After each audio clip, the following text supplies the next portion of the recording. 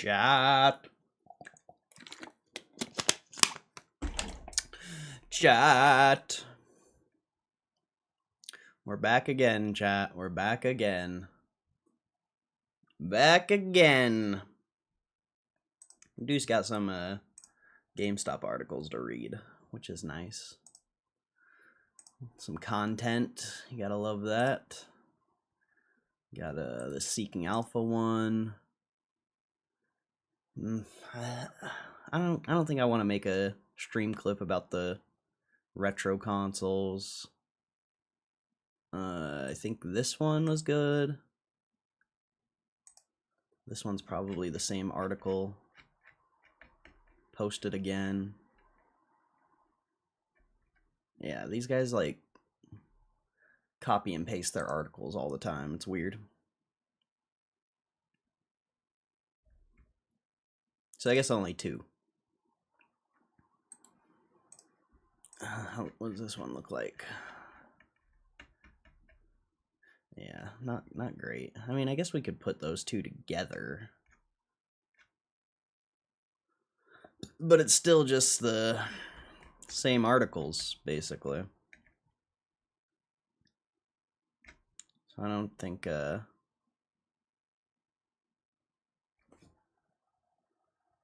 don't know. I'll decide later if I want to read those. So, what's up, Jared? How you doing, bro?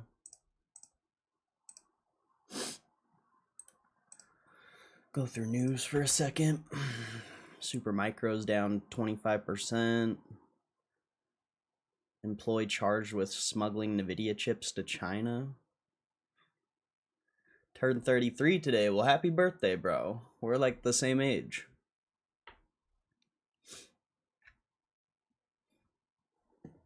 I turned 33 in like 7 months. Well, 6.5, I guess, at this point.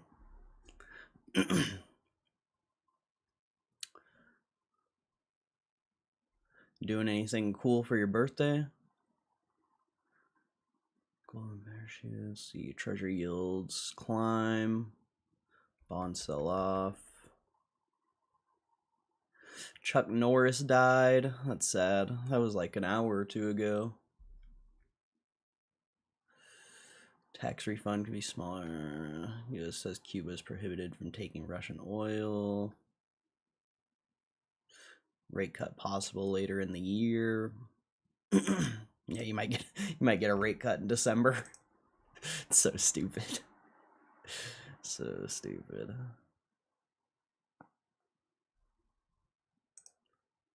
Of course, Chuck Norris dies on my birthday. That's sad, bro. That's sad. I saw the news yesterday that he went to the hospital or whatever. Can't believe he died.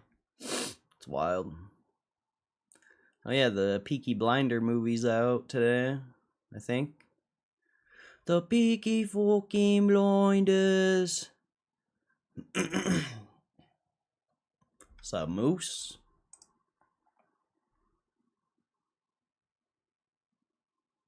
BTS The Comeback. Modern Warfare has more Steam players than Warzone and Black Ops 7 combined. That's crazy, bro. It's crazy that Black Ops 7 is so trash. People are going to the old games.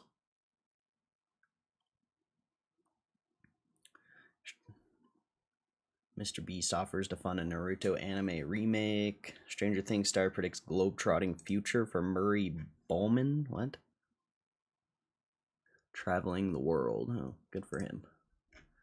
Good for him. Yu-Gi-Oh's Instant Fusion spell card becomes real with Cup Noodle collab.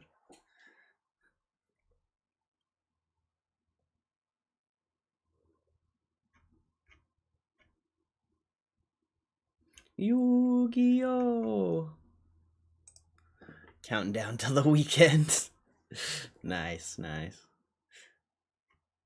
Limited edition World Cup chips. Giant Pokemon cards take over Tokyo skyline. What? Oh. Ugh. Okay. Not very cool. Delivery robot goes viral as people want to destroy it by jumping on it. What?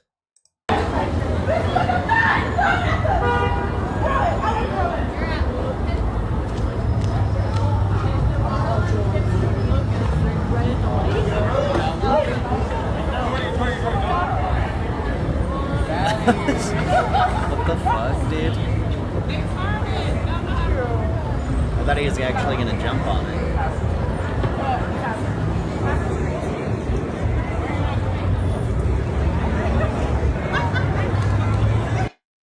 That was pretty dumb. Did anyone see the gay dude's kiss and then the other dude fucking spit, bro? The gay dude's kissed and then he fucking spit, bro.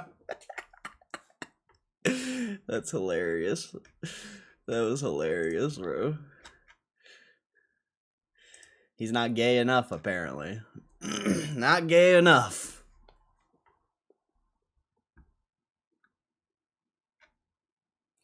Famous pig lands Guinness World Record with over 1 million followers. Damn, a pig has... That's crazy, bro. Merlin the pig. What a boss. What a boss.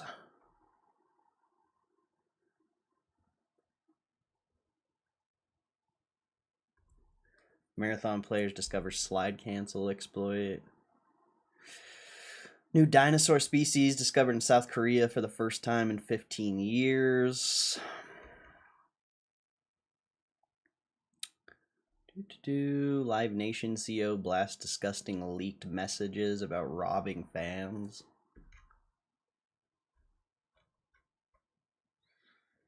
Oh yeah, I saw this. DoorDash is paying Dashers to do their own household chores to train AI robots.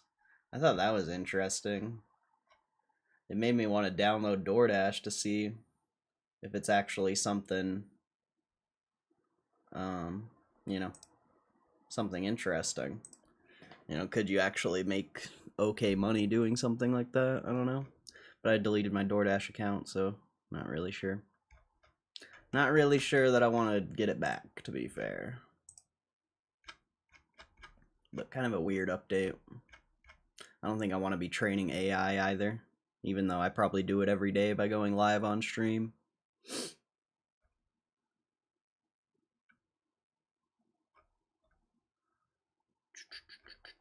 Alright, nothing there. North Carolina lawmakers propose state Bitcoin reserve. Okay,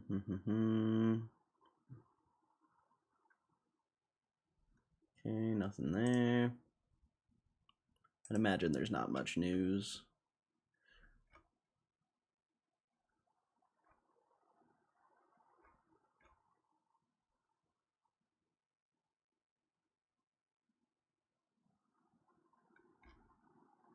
An EU law comes into force next year that demands portable devices to have replaceable batteries. Interesting. Interesting. Slay the Spire 2 is getting review bombed on Steam over upcoming changes. Huh.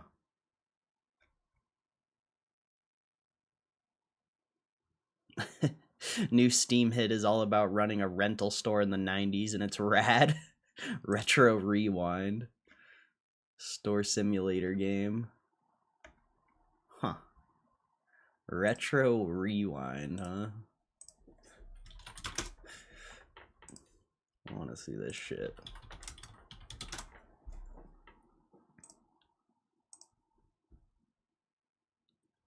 God, there's always so many people streaming shit like this, bro. This is why I don't hop on these trends, man, because everyone does it. Like, it's not even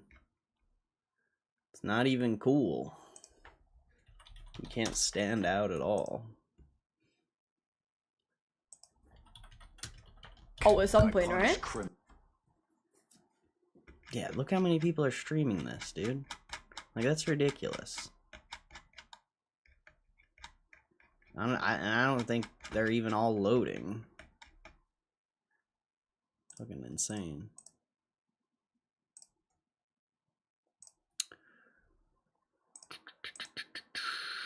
What earnings do you got next? Well, you got GameStop, obviously, but what else? Ah, look at beautiful GameStop on the top of the list there. Ah, beautiful. You got Pinduoduo. I don't know any of these companies. Oh, Beyond Meat. That'll be a good one. That'll be a good one to stream if they're actually doing it this time. That'll be a good one to stream. Everyone's obsessed with that for some reason. Nothing on Thursday. Okay. Next week's gonna be lame. Besides GameStop earnings, obviously, but even that's gonna probably be lame because the stock's probably gonna go down. or it's just not gonna move, most likely. I guess it just depends what they report. Didn't you stream that company that got clapped smuggling chips? Yeah, I'm sure. I've known about Supermicro for a long time. It was pretty popular trade back not too long ago. It was a popular trade. And then they did those bonds, and it's been pretty trash ever since.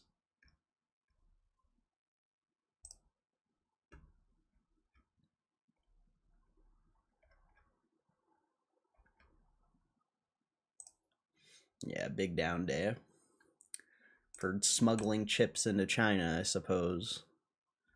That's what they say. I don't see how that has any effect on a stock, but what do I know? What do I know? Maybe they're gonna get punished for it or something.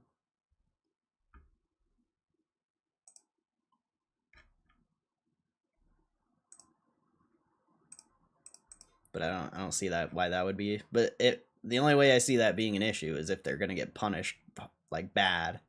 But I don't know why the stock would be down so much.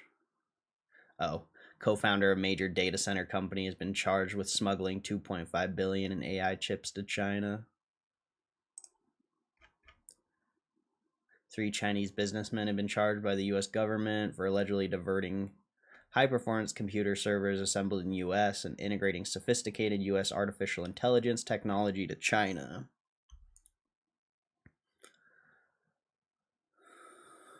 They've been placed on administrative leave while it has terminated its relationship with Sun. It's not named as a defendant. The indictment and the conduct by these individuals alleged in the indictment is contravention of the company's policies and compliance control, including efforts to circumvent applicable export control laws and regulations. Indictment states there 3 individuals reportedly evaded export laws with false documents. They even staged dummy servers to mislead inspectors. Those dummy servers were reportedly left in America while the real servers were sent to China. So I guess the company's not getting charged. It's just those guys. So I don't know why that's down so much, actually. Doesn't really make sense. It's down fucking 28% now. Holy. What's it at? 13 billion? This could, man, you broke. I mean, you could factor in the news, I guess, but like the reality is you broke the fucking support that you've been holding for basically like a year and a half. You finally broke this support at $28. Like, you know, you can give the news narrative all you want, but I think the reality is that it broke trend. And you know, there's a lot of people that were buying here at like $28, so as soon as you break that, I mean, simple market mechanics in my opinion. I would never relate news to this move. Very simple market mechanics in my opinion. You can't break a support you've been holding for a year and a half and expect it to go well. Like, it just doesn't happen. Like, if that ever happens to GameStop, we're going to like fucking $15 or some shit. But I don't know if that's gonna happen, because with Supermicro, it doesn't. I mean, it's getting more fairly valued as time goes on, but it's still like pretty overpriced in a lot of ways. So I don't know. I don't know, pretty interesting.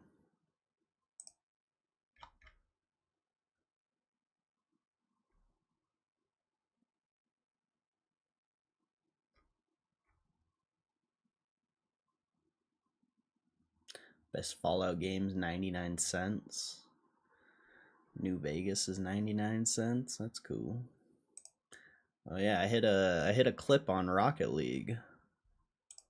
I doubt anyone. Oh, there's only 3 people here, so definitely nobody cares. I hit 2 clips on Rocket League yesterday. I haven't hit a clip in a while, or a clip I would deem decent, I guess. Yeah, I'll show it here in a second.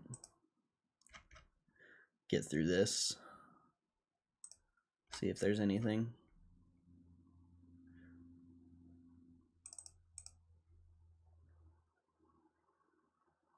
Amazon's reportedly working on a phone built around Alexa. Interesting.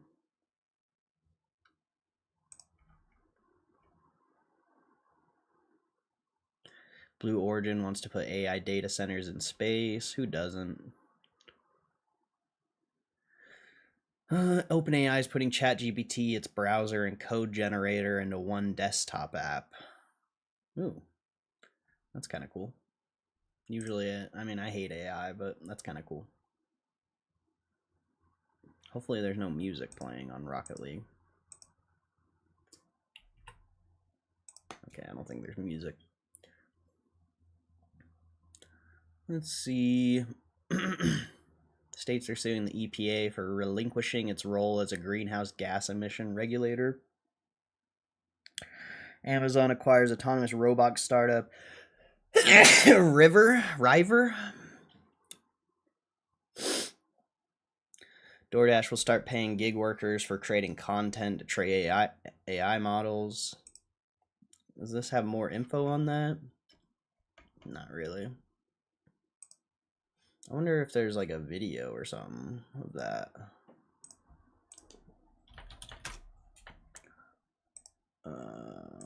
DoorDash tasks.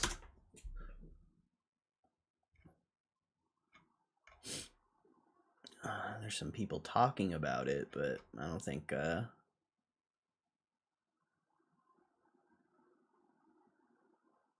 it's just people talking about it.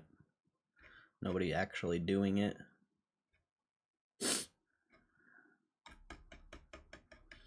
As far as let's see, I wanna this week.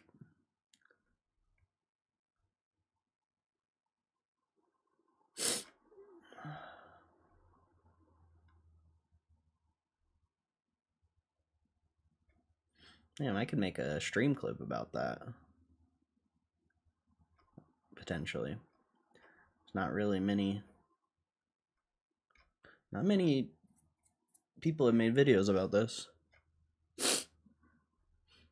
Maybe I'll make a stream clip about that, potentially. Keep that open.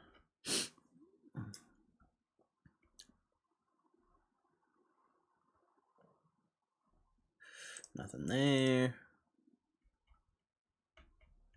Oh, this is nothing there. Where's a Dexerto? Maybe I'll make a stream clip about the DoorDash thing.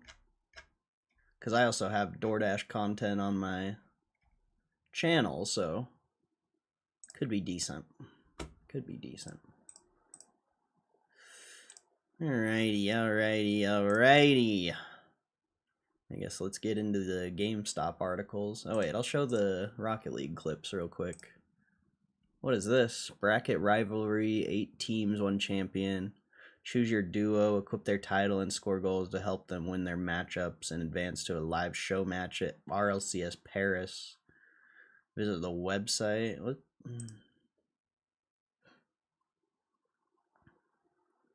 Goal maxing, Reddles and Mertzy.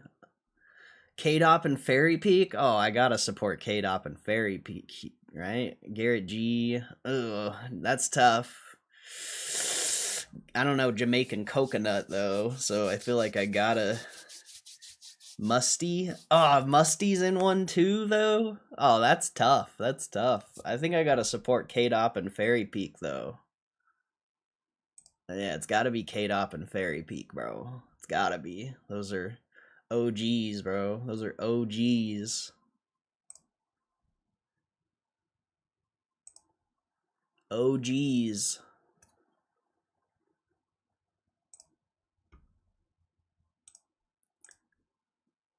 Oh, I can buy all of them. I guess I'll buy all of them. But I'm going to support K-Dop and Fairy Peak for show.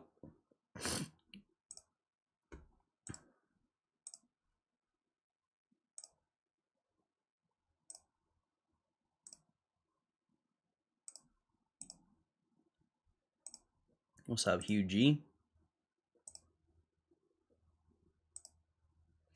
Hugh G's been grinding Rocket League. I see him on all the fucking time, bro. That dude's a Rocket League grinder.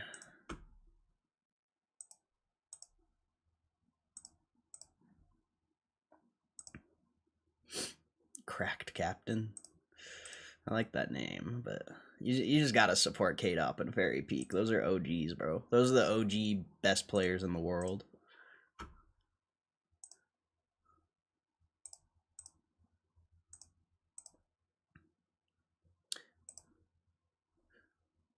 All right, let's see. Where's these clips? I got a ceiling double tap. Whoops. This is all yesterday too. I was just like peeking yesterday.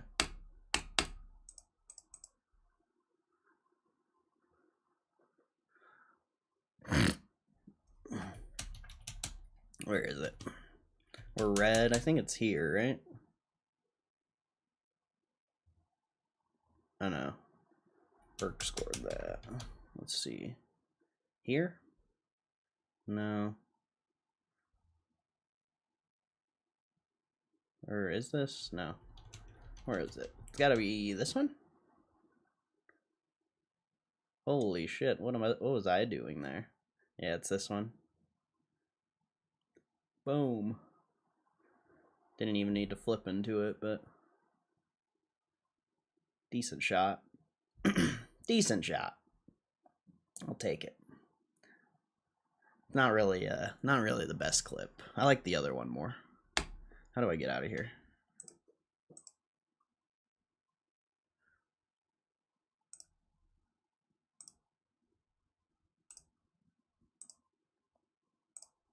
This is my first flip reset I've ever hit. I've never hit a flip reset in game, I don't think. I think it's this shot. Yeah, right here. Not even a good flip reset, but it was enough. It was enough.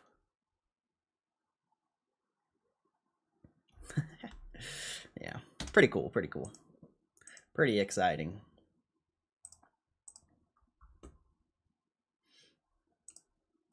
All right. Let's get into the freaking GameStop articles, I guess.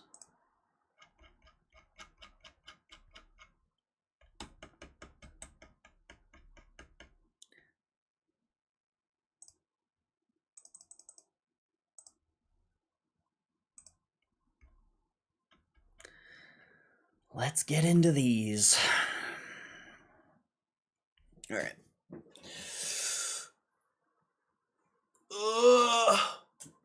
Okay. GameStop holiday quarter earnings preview signals muted numbers. GameStop remains primarily a balance sheet story with nearly 2x TBV/NAV, supported by a large cash position rather than operating strength.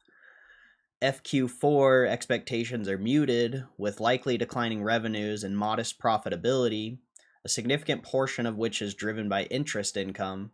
They're probably going to make like 500 to 700 million profit for the year, so modest profitability compared to 2 years ago when they only made like 6 million for the year. Not a very good choice of words in my opinion. And also I feel like the revenue is going to be up personally, but I guess we'll see. It's either going to be up or flat, maybe down, but they didn't close as many stores this year as they did last year. The path to 1x TBV/NAV implies either meaningful downside in the stock price or a multi-year expansion in tangible equity. While optionality remains under Ryan Cohen's opportunistic leadership, limited visibility and lack of clear catalyst supports a neutral stance. I disagree. I don't need a catalyst to know that GameStop's the best investment in the market right now. The brick-and-mortar video game retailer GameStop, arguably now closer to a cash-rich vehicle than a traditional retailer, is set to report its holiday season quarter on March 24th after the closing bell. Why do they try to spin it and make it seem like GameStop holding a bunch of cash is a bad thing?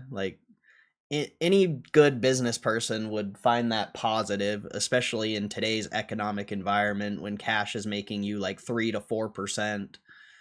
Any smart business person would see that as a positive, but I feel like all these articles try to spin it off as a negative in some way. I don't really understand why. As usual, there's little to no guidance from management to anticipate what may lie ahead. What about the compensation package? Ryan Cohen's compensation package is guidance, bro.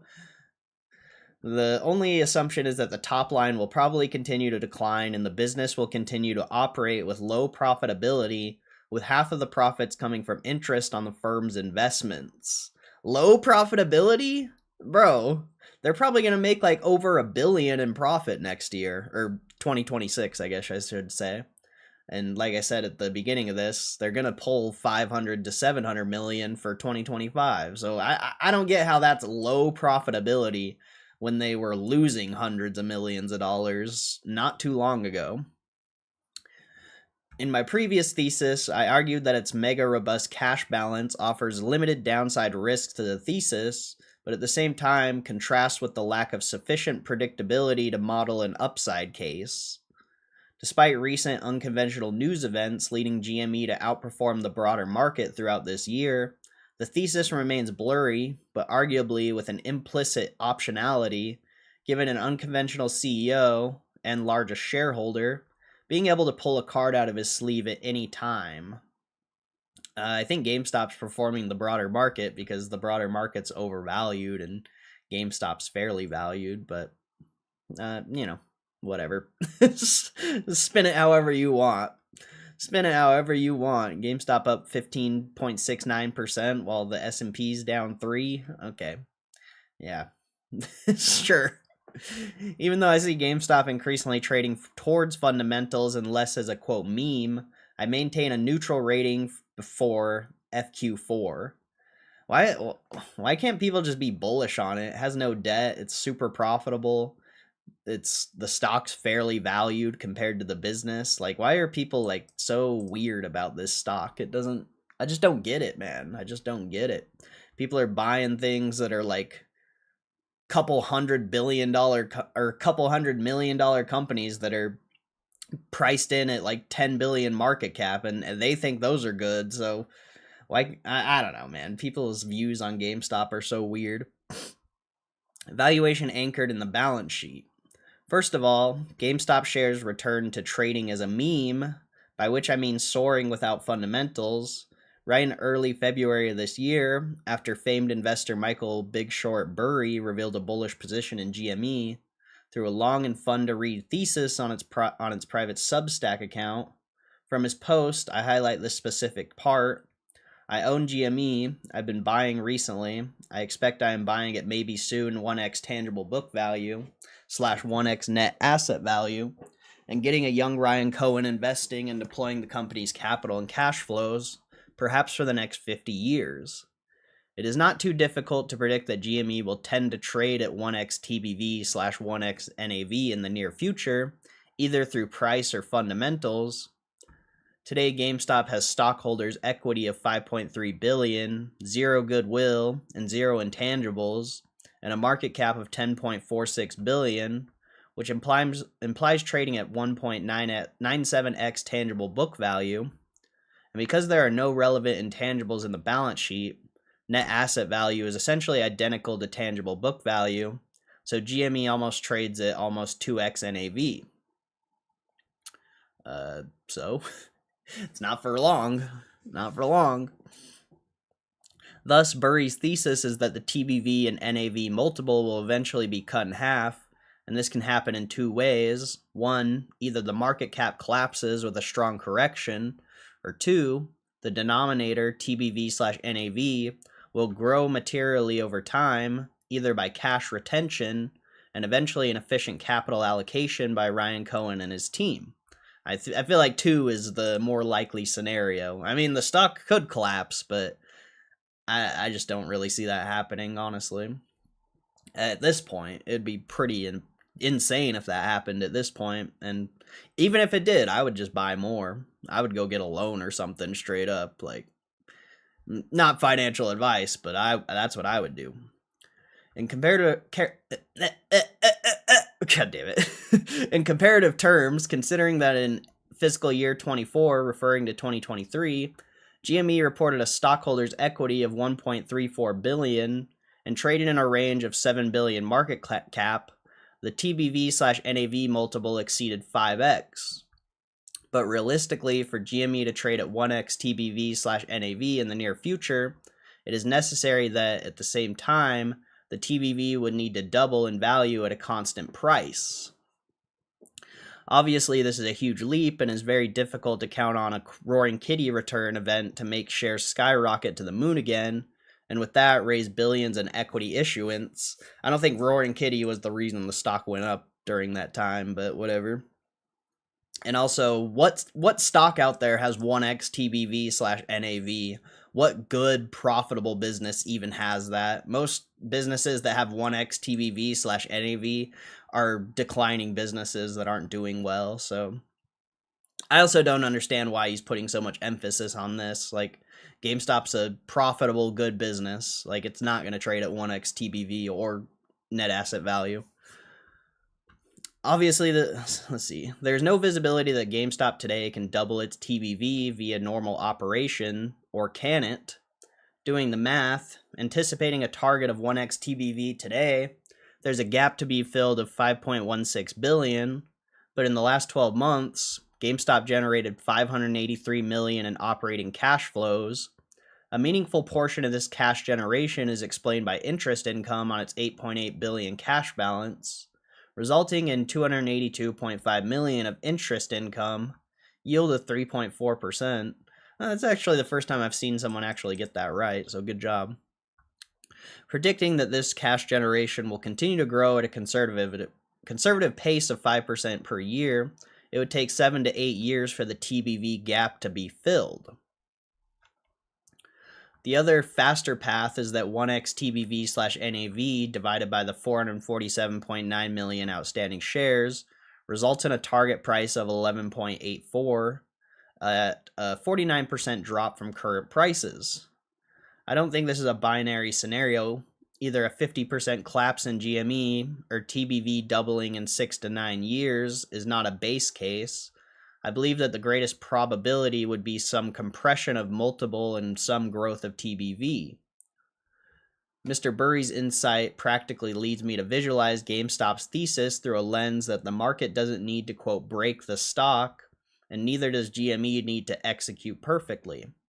All it takes is a slight disappointment and moderate growth, perhaps at the current pace, for GameStop to trade close to the net value of its assets, i.e. when the market is pricing only the balance sheet and stops believing in the balance sheet expansion story. What? You lost me here, my guy. You lost me there. A word ahead of earnings. There's very limited visibility into what's happening strategically at GameStop. The sole communication channel that the management team has with investors is through its corporate filings, and more specifically, a breakdown of its retail business objectives, with practically 3 bullet points and a few more short sentences about short to medium term expectations. But as GameStop approaches reporting its fiscal quarter 4 results, this being the most seasonally important quarter of the year, quote, holiday season, we can outline some points about expectations. Yeah, Q4 is always a massive quarter for GameStop in general, so this could be huge. I don't know why this guy's trying to like spin it negative. It's kind of weird. First, revenues will most likely be weaker on a year-over-year basis. In fiscal year 25 Q4, GameStop reported $1.28 billion in revenue, already coming from a decrease of 28% versus the holiday quarter of fiscal year 24. With ongoing store closures in fiscal year 25, cuts in SG&A, and a bigger shift in mix, greater focus on collectibles, the most profitable segment, I think it is unlikely that revenues in 4Q25 will come in much above $1 billion. I don't know how much revenues matter anyway, bro. Like, with GameStop closing stores, I think profit's the only thing that matters. On the operating side, assuming gross margins of 30%, consistent with the last 6 quarters, and with OPEX falling 20% sequentially in the last 3 quarters, I anticipate that we can see expenses of $230 million, which would result in an operating profit of $70 million, very close to what was seen in the same period last year. Adding an eventual $75 million in interest on investments, assuming a yield of 3.4%, GME would report a net income of $108.7 million. This would lead me to estimate a base case scenario that GameStop closes fiscal year 25 with a net profit of $400 million, somewhere around 0.89 EPS. That's actually insane, but I'm expecting it to be higher personally. And I don't really want to get into why, but I did the calculations a long time ago. As one can see, none of these are spectacular numbers. What? What do you mean? What do you mean not spectacular numbers? It was an unprofitable garbage business like 3 years ago. That's more than spectacular. And also no debt besides the bonds, so all of that money just goes straight back to stockholder equity. Unlike most businesses where they have to, pay off debt or do something completely dumb with all the money they make, like invest in AI and build data centers. Potentially they are worthy of a yawn. That's why I believe that on the operational side, only if there's a big surprise in demand, perhaps something coming from collectibles, or that brings in margins to levels well above average, it could represent a bullish catalyst for the thesis. Furthermore, with respect to management team announcements, since fiscal year 25 Q2, GameStop has not proposed private offerings of convertible bonds, and since fiscal year 25 Q1, it is not updated on new Bitcoin purchases. You did have warrants, though. It is unpredictable what may be going on in CEO Ryan Cohen's mind regarding these topics, but I would say that, as he himself and other insiders have been buying shares, and in January disclosed a very aggressive long-term compensation plan, it is plausible that there will be no new dilutive initiatives. After all, 1, theoretically there's legit logic in not diluting one's own stake. 2, dilution goes against the aggressive compensation plan. 3, there's already too much cash. And 4, the current valuation context is not at an extreme level. Well, they could dilute to buy whatever acquisition they're going to do. They could do a share offering rather than using cash. So, But of course, none of this is guaranteed. Ryan Cohen, as CEO and investor, has an opportunistic and non-ideological philosophy. If there is hype or a strong rally, there could likely be new issuances. However, with GME having a short interest of 14.6% and a cost to borrow at 0.49% per year, I don't see a short squeeze scenario that can send GME, quote, to the moon without a specific mega catalyst. It's actually over 16%, and also the warrants are heavily shorted, the bonds are shorted, so it's probably closer to like 20-30% around there if you're factoring in the warrants and the bonds. Also, him saying theoretically there's not logic to diluting one's own stake. There actually is, because maybe he wants to buy more and not go over 10% ownership. So there actually is logic in diluting one's own stake if you're trying to buy more. Not the best article, Final remarks. It is extremely difficult to reach any firm conclusion on GameStop's thesis, both bullish and bearish. But if I were to bet, I would say that fiscal Q4 results will be unimpressive and will most likely bring almost nothing relevant from the point of view of business fundamentals. On the other hand, well-known names such as Michael Burry backing GME and its management team give a welcome visibility to the stock's momentum, and also brings attention to the viability of GameStop being an investable vehicle for many who still prefer to avoid looking at the thesis on a more fundamental approach and continue to see it as an irrational meme. What? My investment is purely in the fundamentals, and the irrational meme's just an interesting piece, so I don't know what this guy's talking about, bro. I don't know what this guy's talking about. Maybe you should take a look at the market as a whole in crypto, and maybe you would see why GameStop's the best investment. I mean, GameStop's literally hasn't even moved. It's actually gone up while the market has only been selling off, so I don't know, man. I don't know. I believe that for those who are willing to bet a very small portion of their capital on a company led by arguably the most unconventional management team among all the companies listed on the stock market, there's definitely optionality in the thesis, and I wouldn't see it as an unreasonable or bad bet.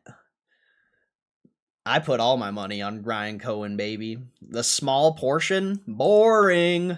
All in on the most unconventional management team. All in, baby. Small portion? Boring. A small portion is a bad bet. Going all in is what real G's do, bro. But from the point of view of an asymmetric investment, it is still very complicated to issue a more constructive opinion, and that's why I see GME as a hold. Also, if, the bear case is $12, I mean, that just shows that your risk is like 50% and the upside is unlimited. So any real professional gambler would 100% take that bet every single day of the week. Damn, 18 minutes for that? That wasn't bad. That wasn't bad. Not a great article. Wasn't a great article, but it was something. It was something.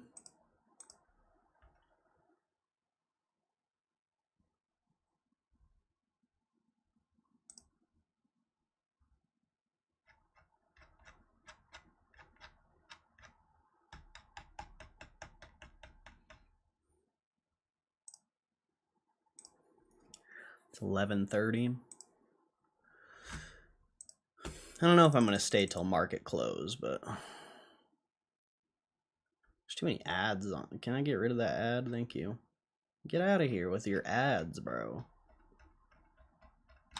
Get out of here with that shit.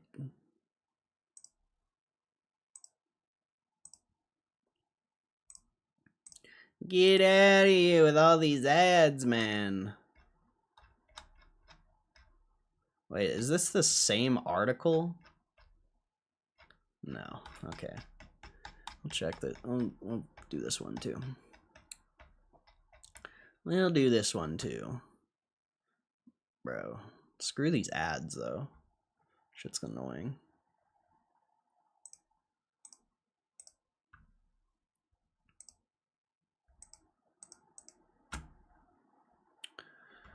Okay. GameStop heads into Q4 earnings with strong cash and big questions. GameStop has stabilized its business and rebuilt its balance sheet, but a growing share of earnings is now driven by interest income rather than core operations. With shares trading at about 2x NAV and the thesis increasingly dependent on unproven capital allocation, the risk to reward remains balanced heading into Q4. Oh, great. The video game retailer GameStop is set to report its holiday quarter earnings scheduled for March 24th. With a large cash balance and unsurprisingly with more questions than answers. Given the limited visibility from its most important seasonal quarter, I see the thesis as somewhat speculative, hard to be outright bearish given the strength of the balance sheet, but at the same time, difficult to be bullish given stretched valuations. In this article, I'll go deeper into why I continue to maintain a neutral rating on GME. Stretch valuations? Have you seen the rest of the stock market, bro? Have you seen the rest of the stock market? GameStop is cheap compared to every other business on the market. GameStop is no longer the pressured brick and mortar retailer from a few years ago that was piling up huge net losses.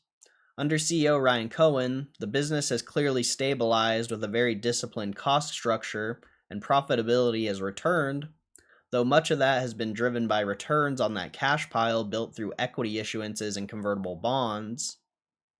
Who cares? Why does that matter? Why does it matter where the profit comes from? Doesn't make any sense why people try to spin that negative, bro.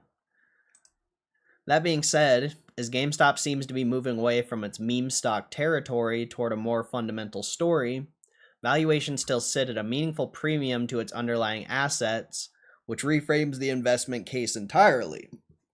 I mean, I can agree that maybe it's a little bit overvalued, but a meaningful premium, saying whatever he said up here, difficult to be bullish given stretch valuations. Like, bro, every stock on the market is overvalued as fuck. Like, GameStop is pretty cheap when you compare the business to the actual stock valuation. So, I don't know, man. I don't know. Setting the stage for holiday quarter results, GameStop's fiscal Q4 is typically the strongest seasonal period, as over the past 2 years, the company posted revenues of over $1.7 billion in Q4 fiscal year 24 and $1.2 billion in Q4 fiscal year 25. Notably, the company delivered an operating profit of $100 million in Q4 fiscal year 25, reversing years of losses. However, quarterly results haven't been what's been driving the stock or keeping short sellers at bay. Ryan Cohen has built up $8.82 billion in total cash and short-term investments, driven by $5 billion in proceeds from equity issuances during the meme rallies in 2022 and 25, along with an additional $4.2 billion raised through bond offerings. As a result, a large portion of GameStop's increasingly robust bottom line comes from interest income, investment gains, and other non-recurring items beyond its core operations. This is even at the top line continues to sink. What, dude? Like, why does it matter? Why does it matter if a lot of their income is coming from cash? It's $4.2 billion raised through 0% interest bonds, bro. It's literally free money. I don't get why people are trying to, like, it seems like they're trying to spin off the cash being negative, but, like, that makes no sense. Profit is profit, bro. Profit is profit. Of the $421.8 million generated over the past 12 months, only $221 million came from operating income, as the company reduced SG&A and other expenses from $1.09 billion to $913 million, and from $1.1 billion to $951 million, respectively. This suggests that Ryan Cohen's strategy of keeping the business viable and profitable, even in an industry facing secular headwinds, has worked quite well. Wait, so bro, 221 million came from operating income? That means more money came from the business than the cash. So, like, you pretty much just contradicted what you were saying up here. Oh man, that's ridiculous. On top of that, the company generated $583.5 million in operating cash flow over the past 12 months, indicating it has been converting more cash than accounting profit, even though this remains largely driven by non-cash charges and interest income. Yeah, because they added a bunch to inventory and other things. Bought some marketable securities. When a premium becomes the strategy. Throughout this year, even though GameStop already has a business with relatively solid fundamentals, it still exhibits clear meme stock characteristics. It's so dumb, bro. Oh my god, Wall Street is actually, like, terrible. Anyone who thinks, like, meme stock is a thing, I just can't even, like, take you seriously, bro. I can't take people who even use the term meme stock in their vocabulary. I just can't take them seriously, bro. For example, the shares traded as high as $25.82 in early February, simply because famed investor Michael Big Short Burry disclosed a long position in GameStop. He just said he was buying it and that he owned it. I don't think that's the reason why the stock went up, but maybe. I mean, I wouldn't say that's why, but you can spin it however you want, I guess. You can try to make it seem like holding 10 billion in cash is a negative thing. That's Wall Street for you. In a post, he said, "I own GME. I've been buying recently. I expect I am buying it maybe soon 1x tangible book value, 1x net asset value, and getting a young Ryan Cohen investing and deploying the company's capital and cash flows, perhaps for the next 50 years. Yeah, exactly. You get a whole, that's one of the few investments that's potentially fairly valued, and you could literally hold for the rest of your life and never have to pay taxes on short-term capital gains like everyone else who just day trades and probably doesn't even make money day trading. They just pay taxes for literally no reason. In GameStop's case, the balance sheet is not heavily inflated by intangibles. There's no material goodwill. A large portion of its assets consist of cash, cash equivalents, and working capital, that is, real assets. As a result, tangible book value is essentially the same as book value. At current levels, GME trades at roughly 2x book value. Considering a net asset value of $4.9 billion and a market cap of $10.45 billion at the same time of writing, this also implies that GME is trading at around 2.1x net asset value. I mean, what is like a company like Apple trading compared to net asset value, like 5, 8x? I mean, 2x is nothing. And also, GameStop's earnings are lagging. Like, what GameStop is going to post here next week versus what the business is today is not very close. I mean, it's close, I guess, but GameStop's business as of this moment could be trading at 1x book value. You honestly don't know. You're getting lagging information through the earnings. And also, they might not even be posting everything. They could be like diluting their earnings by posting smaller numbers than they actually have. They could be sitting on 11, 12 billion or something of assets rather than 10 billion. You really don't know. There's a lot of accounting tricks you could do. In the other words, Burry's thesis suggests that buying GME at around 1x TBV/NAV would imply one of two outcomes. Either the stock price declines towards that level, or the company grows its book value over time through cash generation until the multiple compresses back to 1x. From this perspective, I expect Cohen's strategy to remain focused on keeping the core business profitable, largely supported by interest income on its investments to offset top-line pressure, while continuing to raise capital either through equity issuance or investments like the 0% convertible bonds, which are effectively equity in disguise whenever the premium to NAV allows. In that sense, the strategy becomes somewhat self-reinforcing, enabling continued balance sheet expansion. Well, they're probably going to offer shares to whatever they're going to purchase in the acquisition. I doubt they're going to do any more issuance of equity or bonds or anything like that.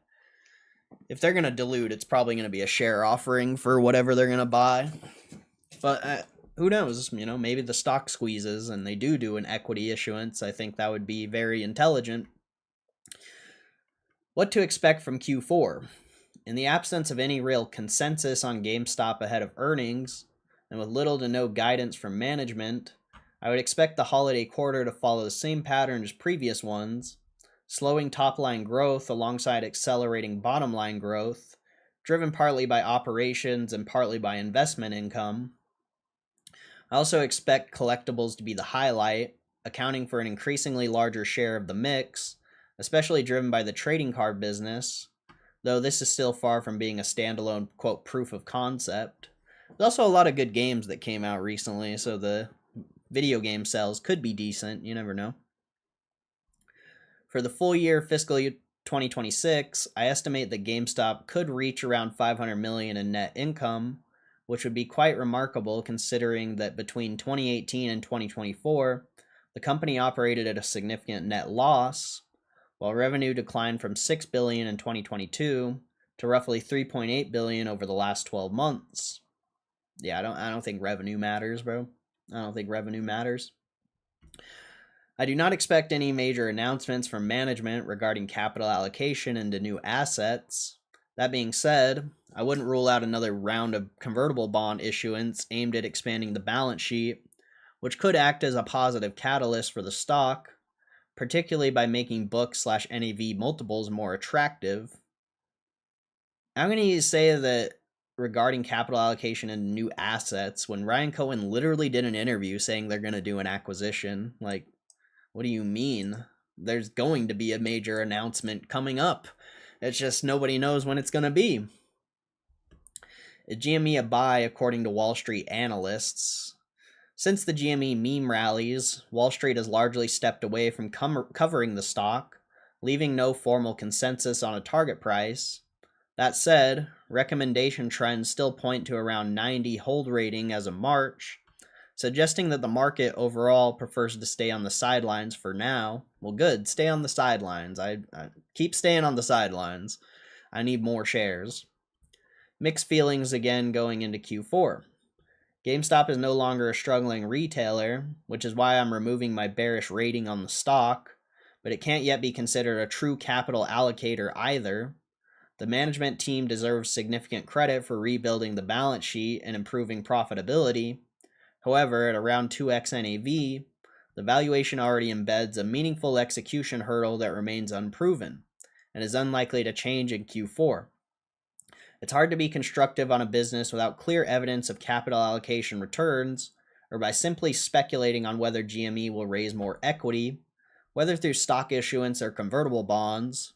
As a result, I remain neutral with a hold rating on GME, because any real investor, any real professional gambler doesn't need clear evidence of capital allocation. That's why it's a good investment, is because people just like want to have their little hands held through their investment and they can't like come up with a story themselves. Like, Wall Street is a terrible place, but if you're like a professional gambler, I mean, GameStop is the easiest bet in the world.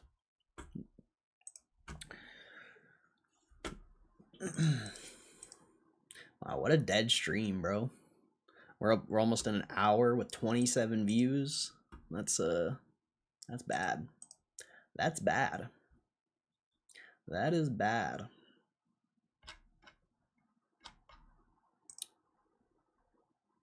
Survive and thrive. What's up, bro? Been a while. Been a while. Survive and thrive. Hope you're doing good.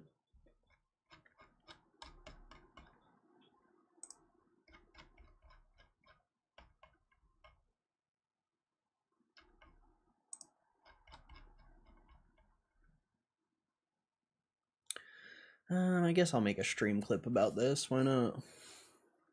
Damn, Patel? I feel like I've seen that name in here before. It's been a long time, though.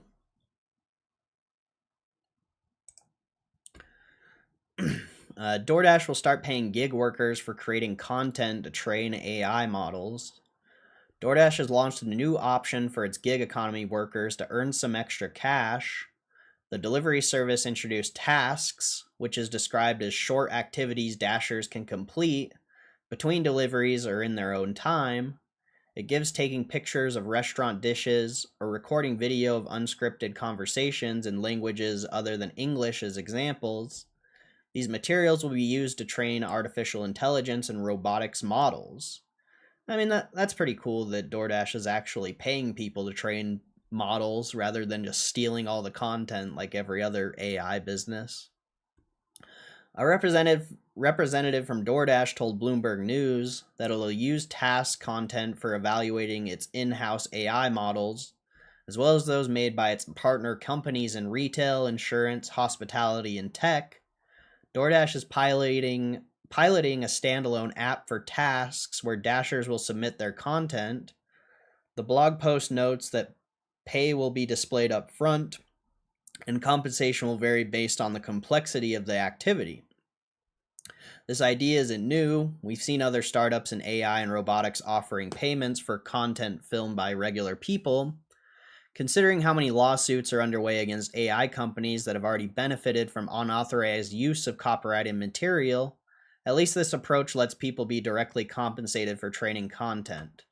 Yeah, I agree.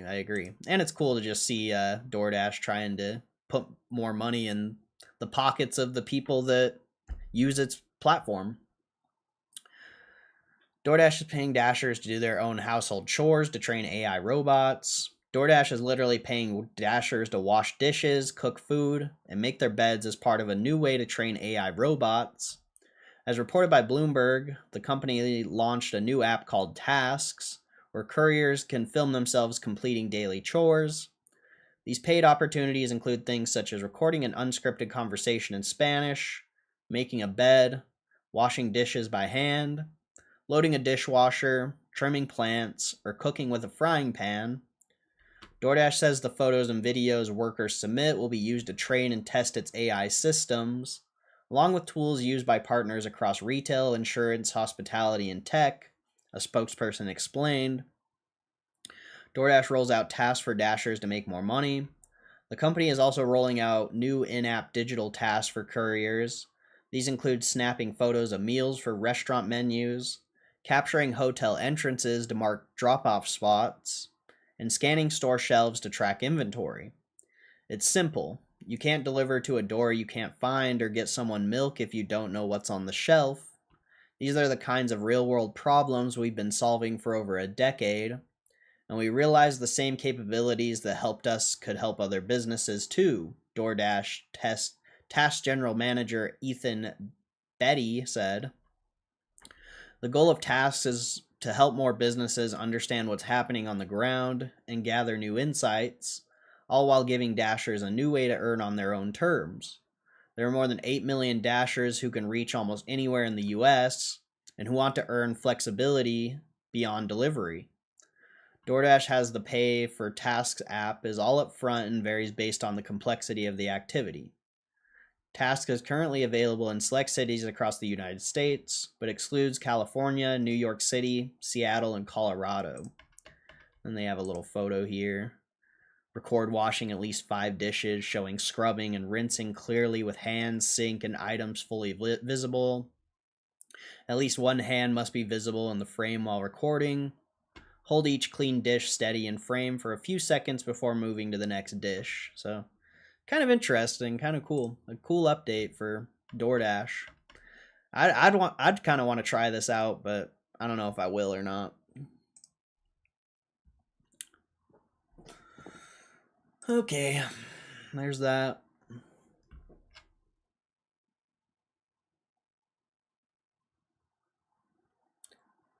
I think the way things are going, people won't be delivering food anymore. It's crazy. What are all these people going to do then? I don't know, go get a real job, like a construction job or something that's like actually useful. Who knows? Who knows?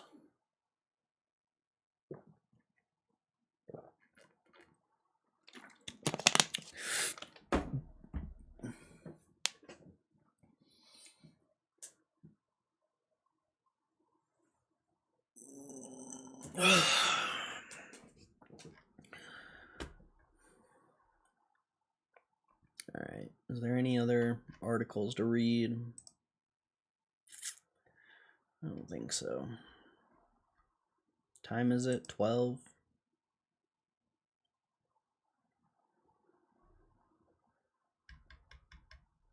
What's this? Just a terrible article.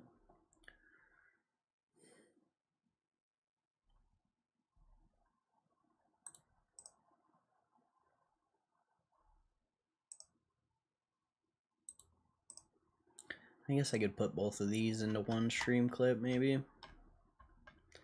But it's just, I don't like these guys as articles. Like, it's a free video, but these guys' articles suck. They're just the same shit, copied and pasted.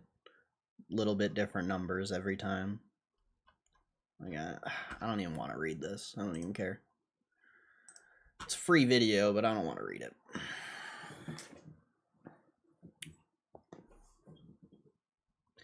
Well, pretty lame, pretty lame. Might be getting out of here unless you guys got some rumor that GME might buy eBay. There's a lot of rumors. I don't. Rumors are irrelevant.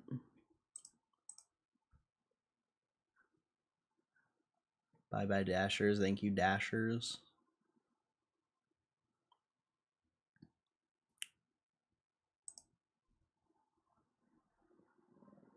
We've had multiple streams talking about that, and I don't want to talk about it.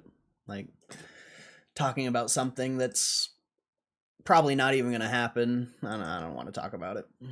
We've had multiple streams dedicated to just that conversation.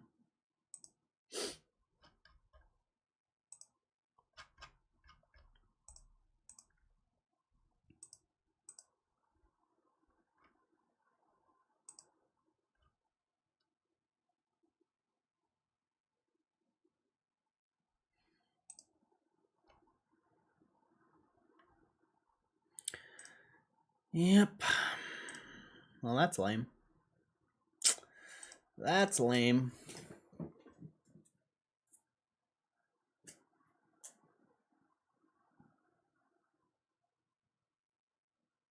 Well, at least I got a couple stream clips, I guess.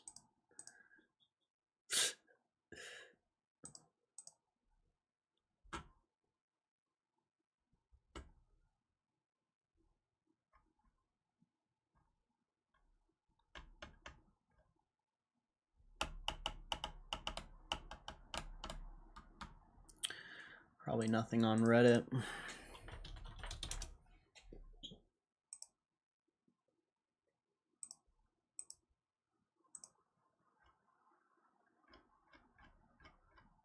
When is there ever anything on Reddit? Oh yeah, I saw this. GameStop's offering the latest Pokemon drop for almost 50% the price of Best Buy. It's kind of interesting. I don't know if that's accurate or not. I don't trust anything posted on Reddit.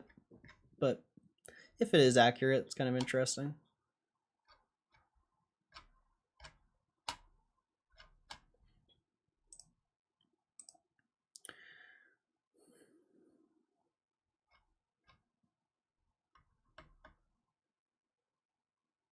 Well, I guess I'm out of here. There's nothing to talk about, nothing going on. So, appreciate you guys chilling. Thanks for supporting the stream. I'll see you guys next week. I don't think I'll do if there's like news or something, I'll do a weekend stream, but there's usually nothing on the weekend, so appreciate you guys. Have a good weekend. And yeah, I'll see you guys on if I'm not here on Monday, I'll see you on Tuesday. But I appreciate you guys. Have a good weekend.